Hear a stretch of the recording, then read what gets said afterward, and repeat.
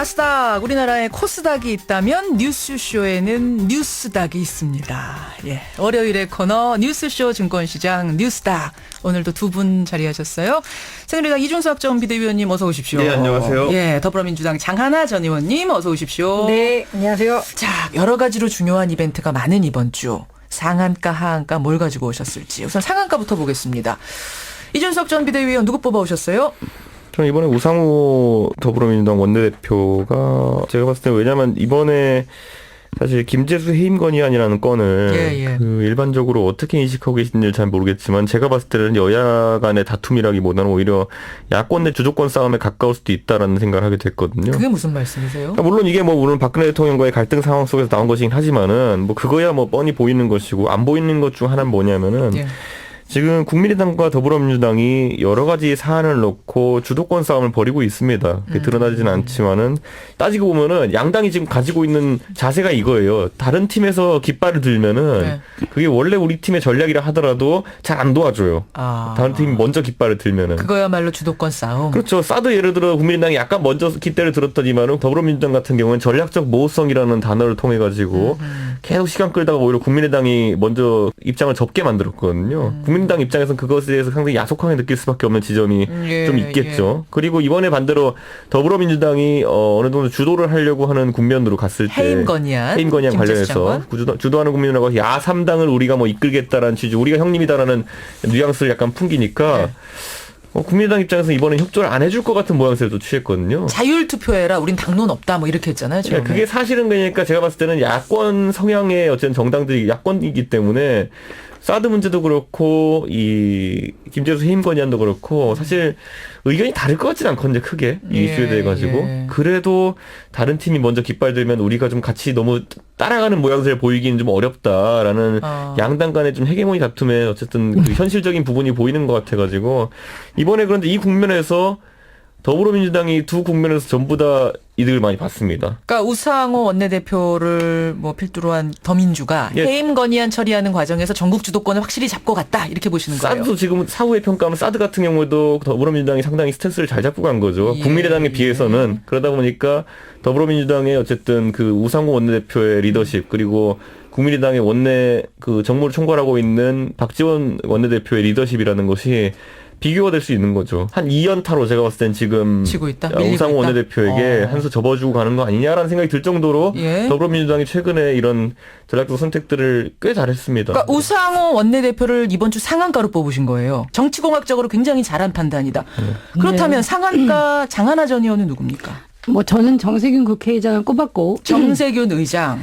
왜 제가 의장을 뽑았냐 하면 일단 그 국회 방송 중계 보셨습니까? 저는 그 라이브로 인터넷 이사 중계라는 거를 이제 인터넷 찾아보시면 그 국회 회의 상황들을 다 실시간으로 보실 수가 있으세요. 그때 봤는데 그 정세균 의장이 저도 그런 이미지인지 가까이서 뵀지만 처음 알았습니다. 그 새누리당 의원들이 다수 이렇게 기립을 해서 고성으로 항의를 하는 상황에서 이 상황들은 여러분들이 자초했다 이렇게 일가를 여러분들이 자초한 거다 새누리당이 상황을 이렇게 얘기를 하면서 그 개회사 때 있지 않습니까? 이번 본인이 국회의장 되고 처음 그 개회사를 하실 때 사드라든가 우병우 실장 얘기를 하면서 새누리당 의원들이 국회의장실까지 점거하는 그런 소리가 났었죠. 있었는데 그때가 처음이자 마지막이 될 줄 알았는데. 이번에 상황 해임 건의안 처리를 보면서 이번에는 좀 색깔이 분명한 의장 역할을 하시겠다라고 좀 그 각오를 굳히신 게 아닌가. 그리고 저것이 지금 박근혜 정부가 좀 너무 엇나갔다. 그렇기 때문에 우리도 확고하게 보여줄 수밖에 없다라고 방향을 좀 결정한 게 아닌가. 그런 의미에서 정세균 국회의장 보여줬습니다. 잘했다. 상한가 이번 해임 건의안 처리 옳았다 이렇게 보시는 거예요. 자, 그럼 그 내용적인 면을 좀 보죠. 이준석 전 비대위원.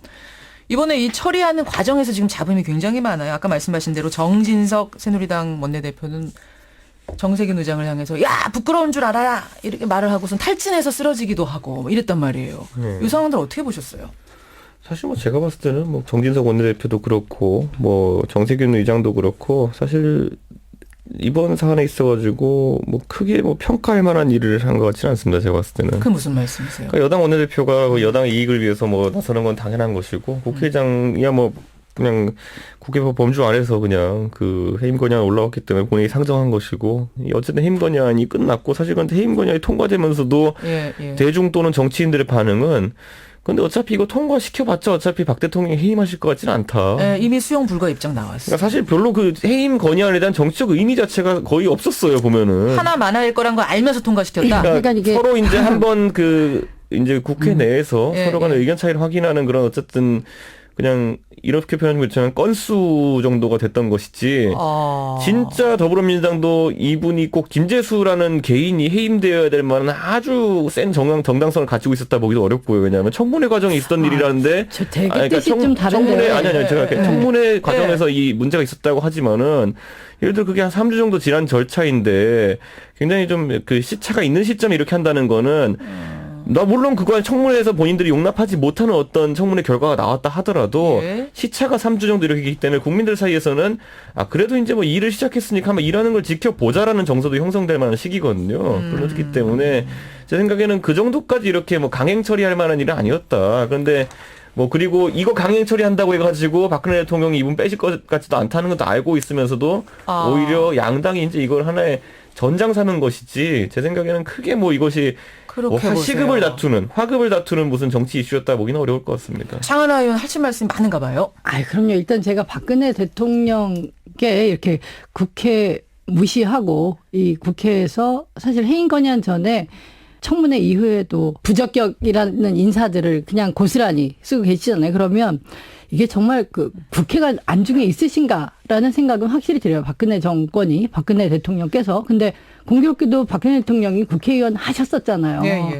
본인이 국회의원이실 때는 그럼 정부가 저렇게 국회 무시해서 됐었나 싶을 정도로. 그렇죠? 그러면 이 해임 건의안 요 사안에 대해서는 해임 건의안을 통과시킬 만한 충분한 이유는 됐다고 보세요? 그거는 국회의원 한두 명이 제가 판단할 수도 있지만 국회의원 한두 명이 독단적으로 뭐 원내대표가 가자 한 게 아니라 청문회를 했고 다수의 국회의원이 그렇게 판단을 한 거잖아요. 이게 여러 지역구에서 여러 국민들에게 뽑힌 국회의원이 논의한 내용이기 때문에 거기에 대해서 그게 옳았냐 그러냐 그럼 그게 틀렸으니까 뒤집어라 하는 것은 그거야말로 국회에 대한 상당한 불신이라든가 그 어떤 혐오를 갖고 있는 분들이 하실 것 같은 얘기예요. 뭐 결국에는 우병우 수석이 지금 다 인사검증을 소위 했다는 사람들 다 일일이 문제가 되고 거기서 하나 이렇게 해임 건의안까지 처리가 되는 과정이었는데 뭐 국민들의 목소리를 안 듣는 거 포함해서 이제 국회 목소리까지도 완전히 이렇게 안 듣는 거 정말 걱정이 되고요. 정말 민주주의적이 못하다라는 얘기 이게 듭니다. 제가 아까 말했던 건 정치적인 사안이다. 예를 들어 김재수 장관의 자질 문제로 딱 국한시키긴 너무 어려운 게 뭐 원래 관례적으로 예를 들어 장관 한 5명 임명하면은 그 중에 1명 정도는 청문회 결과를 바탕으로 해서 낙마시키는 것이 어쨌든 여야 간의 그런 정쟁의 보통 결과물인데 이번에 제가 뭐 장하나 의원 말씀하시는 걸 듣다 보면은 부적격 인사이기 때문에 우리가 뭐 이렇게 나서지 않을 수 없었다라고 했는데 그렇게 따지면은 그 아까 말한 국회의원들이 부적격 인사로 찍은 사람이 김재수 장관만 있는 거 아닙니다. 이번에 조윤선 장관도 부적격으로 찍었거든요. 지금 집에서 주무실 조윤선 장관께 미안하지만은 만약에 야당이 어떤 그런 논리성만을 바탕으로 해가지고 부적격 인사를 낙마시켜야 된다고 생각했다 그러면은 조윤선, 김재수 같이 올렸어야죠. 근데 문제는 인사청문회가 끝나고 나서 이 김재수 장관이 본인의 모교 사이트에다가 인사청문회에서 나를 모함했다, 인신공격했다, 정치적으로 음해했다, 내가 흑수저 출신이라 국회가 나를 무시했다라는 발언을 했단 말입니다. 이게 상당히 국민의 대표인 국회를 모독한 것 아니냐? 이게 결정적인 도화선이 된 거 아니에요? 굉장히 김재수 장관의 그런 처신은 잘못했다 볼 수 있죠. 하지만 그것이 그런 정도의 발언이 제 생각에는 해임까지 가느냐. 왜냐하면 아까 말했던 것처럼 이번에도 보면 국회가 차수 변경했잖아요. 청문회 같은 경우에도 이미 3주 전의 일이면은 한번 그 건에 대해 가지고는 이제 평가가 끝난 겁니다. 물론 박근혜 대통령은 본인이 정치적으로 비난받을 걸 알고 있고요. 그리고 제가 봤을 때는 좀 비난받아야 될 요소가 있습니다. 왜냐하면 국회에 어쨌든 그런 청문회에 대한 권리를 존중해주지 않았기 때문에. 근데 그와 별개로 인사권자가 나는 내가 욕을 먹더라도 이 사람을 쓰겠다라고 판단하고 그거에 있어서 한 3주 정도의 지금 시간이 지나고 예를 들어 김재순 장관 같은 경우에는 이미 취임해가지고 부처에서 자기 인사도 했을 것이고 여러 가지 이제 그 장관 업무를 수행하기 위한 기초 단계를 잘 밟았을 텐데 네. 만약에 여기서 이 사람을 해임해야 된다 그러면은 사실 그 공무원 조직 우리나라의 중요한 조직 중 하나인데 농림식품부가 예. 그 조직도 한번 흔들리게 될 것이고 알겠습니다. 그만큼 이 3주 뒤에 다시 한번 이 사람을 해임하기 위해 나설 필요가 있느냐에 대해 가지고는 그 당시 청문회 국면보다는 예. 엄중함이 좀 더 있다는 거죠. 그러니까 뭐 기고문을 실수한 건 맞지만 그걸 실수라고 하고 넘겨야지 해임 건의까지 갈 사안은 그건 아니었다라는 김대장가 주장을 불러내가지고 대정부질문 하면서 당신 잘못했어 하면서 사과를 유도했어야죠. 그거는. 자, 두 분의 네. 이제 시각차가 그렇게 있는 건데 이 형사 고발, 의장이 형사 고발하는 건 그게 정말 가능성이 있는 불법적이지도 않고, 근데 뭐 법적으로 문제가 없는 일이기 때문에 알겠습니다. 본인들한테 안 좋지 제가 않을까요? 말씀드린 게 윤석열 뭐냐면 의원도 박근혜 결국, 대통령, 그러니까 예를 들어 아까 말했던 인사에 있어서의 잘못을 지적하는 단계는 그거야말로 청문회고요. 그러니까 청문회를 통해서 나온 인사 보고서를 보고도 박 대통령이 임명 강행했다. 그럼 박 대통령이 비난받겠다는 감수한 거고요. 이번에 그거를 해임 건의안을 또 낸 거는 어차피 결과는 이렇게 될 거 알면서도 한 번 더 박근혜 대통령에게 아까 말씀드렸던 것처럼 불통이라는 이미지를 씌우려고 했다는 건 그러니까 아까 말씀드린 것처럼 그게 정치적인 행동이라는 거예요. 제가 봤을 때 실효적인 행동이라기보다는 정치적인 행동을 한 것이고 나쁘다 좋다의 판단 근거가 아니라 아까 말했던 것처럼 이 양당이 지금 정치적인 액션을 취하고 있는 거라는 겁니다. 제가 봤을 때는. 그럼 이 국면은 이렇게 계속 가기는 좀 어려울 거라고 보세요. 어떻게 보세요? 아까 장하나 전 의원은 못 끌 거다. 국감 보이콧된다 이런 건 현실적으로 이루어지기 어렵습니다. 현실적으로 어려워. 그럼 어떻게 해요? 정세균 의장이 사과하고 사퇴하라가 지금 전제 조건인데 그렇다고 해서 이거 할 리 없잖아요, 의장이. 그러니까 지난번에도 안 할 것 보면 같습니다. 지난번에도 어떻게 대치 국면이 마련되었을 때 네. 정세균 의장의 그 연설 때문에 마련되었을 때 정세균 의장이 유관 표명하면서 어느 정도 테러는 열어줬거든요. 그 정도 선에서 그 테러를 이제 어느 선에서 마련하느냐의 마무리가 문제지. 될 뭐 거다. 정세균 의장도 합리적인 분이기 때문에 이것 때문에 뭐 알겠습니다. 싸우면서 내가 의장직을 걸고 가겠다 이렇게 가지는 않으실 그렇게 겁니다. 알겠습니다. 오늘 두 분의 상황과 정세균 의장 그리고 우상호 더민주 원내대표 두 분이 뽑아오셨고 하한가도 어쩐지 좀 연결이 될 것 같아요. 이준석 전 비대위원 누구 하한가로?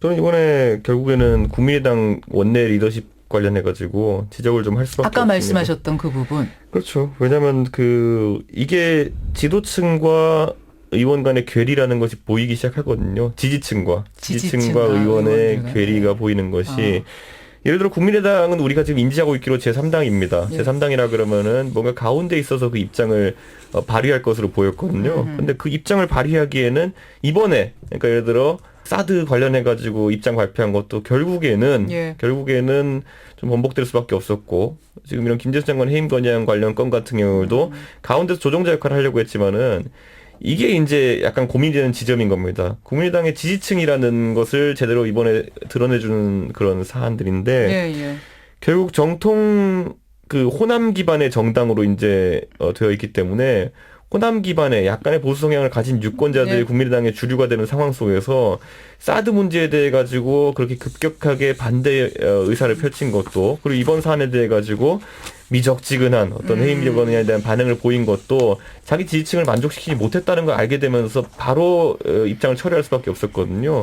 그렇기 때문에 지금 어쨌든 국민의당 지도부가 이끄는 방향과 실제 지지층이 반응하는 방향이 좀 다르게 나오고 다르게 있습니다. 가고 있는 거 아니냐. 그렇죠. 그리고 제가 이걸 요즘 하도 이제 하한가로 국민의당을 많이 뽑다 보니까 국민의당을 지지난주에도 하한가 전화 안 와요? 제가 국민의당에서? 오해를 많이 사가지고 제가 지난번에 택시 탔다가 기사분이 왜 자꾸 국민의당을 하냐 그래가지고 말씀드리자면 지역구가 안철수 의원 지역에 같이 출마하면서 오히려 그렇게 오해 하면 받으시는 거 아니에요? 오히려 그렇게 하면 오해 받아가지고 웬만하면 안 합니다. 아예 안철수 의원 근데 왜 그러세요? 언급 안 하는 게 좋지만은 생각해 보면은 저는 최근에 이제 정국이라는 거 한 2, 3개월을 보면은 저는 제가 새누리당을 평가하고 싶어도 하한가는 평가하고 싶어도 이게 핵심 지도자가 누군지 잘 모르겠습니다. 새누리당의 핵심 지도자가 새누리당이 누구지? 어쨌든 그 전략을 짠다든지 아니면은 이 여론을 이끈다든지 하는 분. 예를 들어 청와대 입장 대변하기 요 정도로 간다고 하면은 지금 아픈 얘기 하셨어요. 그러니까 제가 지금 뭐 평가할 만한 사안이 평가 대상조차 지금 안 된다. 없기 때문에 왜냐하면 지금 아까 제가 우상호 원내대표를 언급했던 건 뭐냐면 어쨌든 국민의당과 더불어민주당 같은 경우에는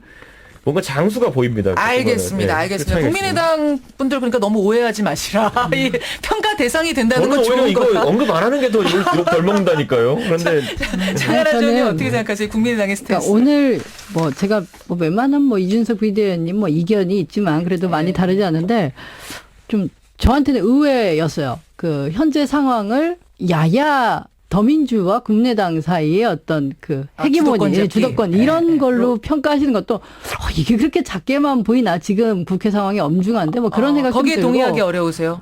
그 정치 그런 구도가 측면이 없다는 게 아니라 그게 제일 크게 본질적으로 보이는 게 좀 의아하다. 사실 지금 새누리당과 정부가 아주 문제인데 지금 이 상황에서 국민의당이 뭐 주도권을 잡았네 놓쳤네는 별로 중요하지 않은 것 그럼 같아서. 하한가 누구 뽑아오셨는데요? 저는 저도 참 지겹지만 누구요? 박근혜 대통령 오늘도 하한가로 또 뽑아.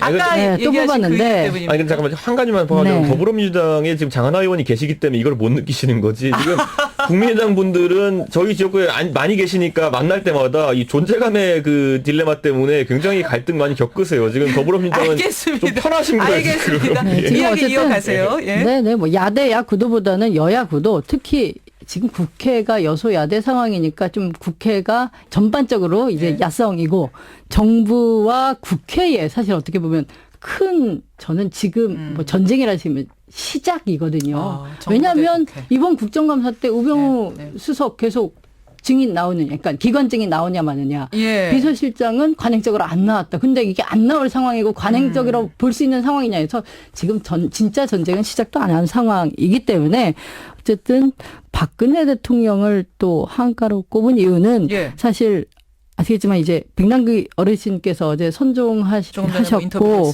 예. 그래서 그 사안을 또 말씀 안 드릴 수가 없었는데 인터뷰도 하시고 다른 계속 더 이 문제를 중요하게 다루실 거기 때문에 저는 24일 날 장차관 워크숍을 청와대가 3년 만에 했다고 합니다. 장차관 워크숍 했어요. 네, 뭐 늘 하는 게 아니고 3년 만에 저는 뭐 김재수 장관 해임 건의안도 있고 하니까 우리 그런 거 흔들리지 말고 잘해보자 하고 거기서 뭐 기적의 드라마를 시작을 박근혜 대통령께서 또 말씀도 하셨고 했는데 뭐 저는 그런 자리 갈 수 있다고 생각해요. 국회가 어쨌든 상황 달라졌고 강한 모습이기 때문에 정부도 단돌이 할 수 있죠. 워크숍 할 수는 있다. 할 수 있는데 그 자리에서 이제 다 아시는 겁니까?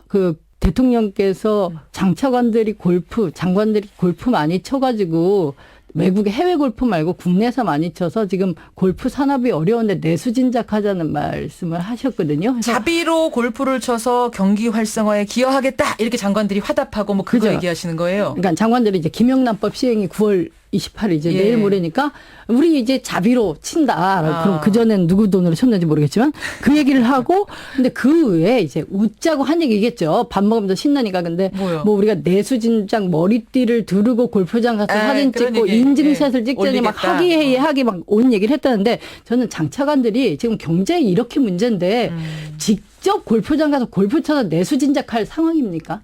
저는 골프 칠 시간도 없어야 맞다고 생각하는데 정말 대통령께서 이렇게 그냥 뭐 골프 해외 말고 국내 가서의 정도가 아니라 아니 이휘료 경제부총리가 경제 5단체 대표하고 얼마 전에 골프도 쳤다는데 여러분들도 치라는데 왜 안 치십니까? 이렇게까지 얘기를 했다고 하면 정말 피곤하고요.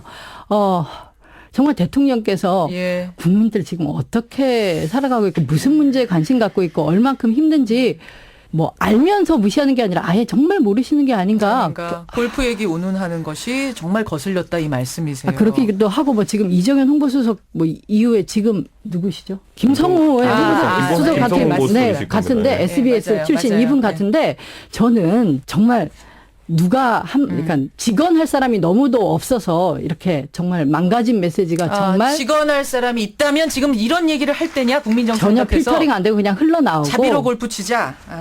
그러고 있다는 생각이 듭니다. 정말 이정현 홍보수석이 잘했던 홍보수석 맞네요. 그런 식으로 정말 여론 언론 틀어잡았다 생각하면 이게 뭡니까? 국민들한테 짝스핀 이후에 계속 실망만 주잖아요. 짝스핀이어서 골프 인증샷까지. 알겠습니다. 이거 뭐 저 이준석 전 비대위원 짧게 한마디만 보태고 우리 마무리 지어야 될 것 같아요. 그러니까 경제라는 거에 대해서 이제 일반 대중이 인식하는 것과 이게 고위 관료들이 인식하는 게 다르면 안 되거든요. 그러니까 오히려 국민들이 바라는 거는 일부의 장관 또는 기득권이 골프를 쳐가지고 무슨 그게 뭐 낙수 효과로 경제에 내수진작이 된다기보다는 어쨌든 중산층이 살아나가지고 전부 다 아침에 스포츠센터 수영이라도 다닐 수 있게 하는 게 그게 오히려 내수진작의 활성화되는 거거든요. 근데 그 인식 차이가 이게 굉장히 이제 계속 우리가 그 나향욱 기획관 이후로 계속 지적되는 것이 우리 엘리트층의 어쨌든 그 인식이라는 것에 대한 문제가 계속 지적되고 우월주의 같은 게 있어요. 그렇죠. 뭐 우리가 돈을 풀면 경제가 살아나는데 이게 얼마나 오만한 그 발상입니까? 장관 해봤자 돈 얼마 있다고 솔직히 말하면은 우리가 보기에 예. 이제 자비로 치겠다고 했는데 이분들 그러게. 그러니까 알겠습니다. 장관은 돈 많이 벌죠. 아니 그래도 이분들이 뭐 무슨 뭐 대기업 재벌도 아니고 이분들이 뭐 돈 푼다고 해가지고 경제가 살아납니까? 대기업이 풀어도 안 살아나는 판에 지금 두 분 다 화가 대기업이 언제 많이 풀었어요? 네? 진짜 말 하나하나 아니, 그러니까 오늘 잘 안 맞는 날인데. 풀자면 더 풀어야 된다. 어쨌든 저는 예. 이제 박 대통령께서 골프 치시라고 장관들께 권유한 것 자체가 황당하고 거기에 뭐죠 인증샷 이런 거 찍어 올리자고 또 이렇게 뭐 농담인지는 모르지만 어쨌든 그 농담이겠지. 자체도 설마 근데 농담이겠는데 거슬린다? 그런 얘기하고 있었던 장차가 너크숍이 지금 이 엄중한 상황에 너무 황당하다라는 얘기만 알겠습니다. 드립니다. 뉴스쇼 증권시장 뉴스닥. 오늘 뉴스닥 상한가 보드에는 우상호 정세균, 하한가 보드에는 국민의당과 박근혜 대통령을 또 한 번 올리면서 두 분과도 인사 나눠야겠습니다. 두 분 고생하셨습니다. 네, 감사합니다. 새누리당 이준석 전 비대위원, 더불어민주당 장하나 전 의원이었습니다.